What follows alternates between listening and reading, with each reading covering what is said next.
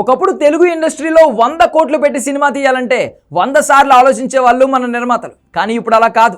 కళ్ళు మూసుకుని 100 కాదు 500 కోట్లు పెట్టి కూడా సినిమాలు తీస్తున్నారు. మన సినిమాలకు 1000 కోట్లు కూడా వస్తూ ఉండడంతో నిర్మాతల్లో నమ్మకం బాగా పెరిగిపోయింది.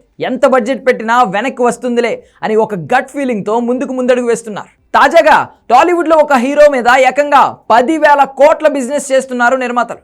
హాలీవుడ్లోనే అంత చేయరు కదరా బాబు, మరి మన దగ్గర ఎవరి మీద అన్ని కోట్లు చేస్తున్నారో అనుకోవచ్చు. కానీ ఇది ఒక సినిమా కోసం కాదు, రాబోయే 5 సినిమాలకు కలిపి దాదాపు 3,000 కోట్ల బడ్జెట్, 10,000 కోట్ల బిజినెస్ ప్లాన్ చేస్తున్నారు.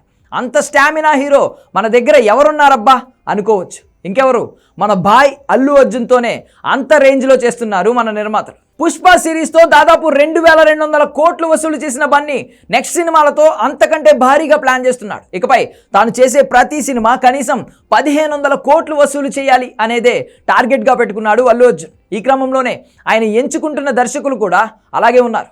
ప్రస్తుతం అట్లీతో ఒక సినిమా కమిట్ అయ్యాడు అల్లు అర్జున్. ఈ సినిమా బడ్జెట్ దాదాపు 500 కోట్ల వరకు ఉండబోతోంది. అందులో 300 కోట్లు బన్నీ రెమ్యూనరేషన్ మాత్రమే.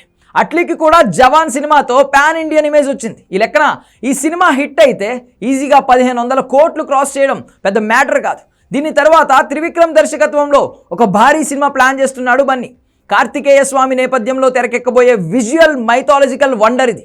దీని బడ్జెట్ 400 కోట్లకు పైగానే ఉంటుందని అంచనా. కుదిరితే 2 భాగాలుగా ఈ సినిమా చేయాలని చూస్తున్నాడు బన్నీ.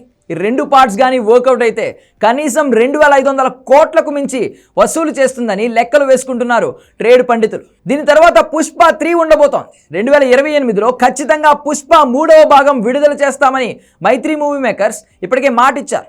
పుష్ప 2 సినిమానే 1,800 కోట్లకు పైగా వసూలు చేసింది. దీనికి నార్త్లో ఉన్న ఫాలోయింగ్ చూస్తుంటే మెంటల్ వస్తుంది. ఇక పార్ట్ 3 వచ్చిందంటే లెక్క మొదలవడమే 2,000 కోట్లతో మొదలవుతుందేమో. సుకుమార్ తర్వాత ప్రశాంత్ నీల్, సందీప్ రెడ్డి వంగ కూడా అల్లు అర్జున్తో సినిమాలు ప్లాన్ చేస్తున్నారు.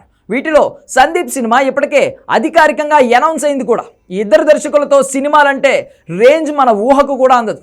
ఒక్కొక్కరికి 2,000 కోట్లు వేసుకున్నా తక్కువే ఉంటుందేమో. ఇలా బన్నీ నెక్స్ట్ లైనప్ చూస్తుంటే మిగిలిన హీరోలకు వెన్నులో వణుకు పుడుతోంది.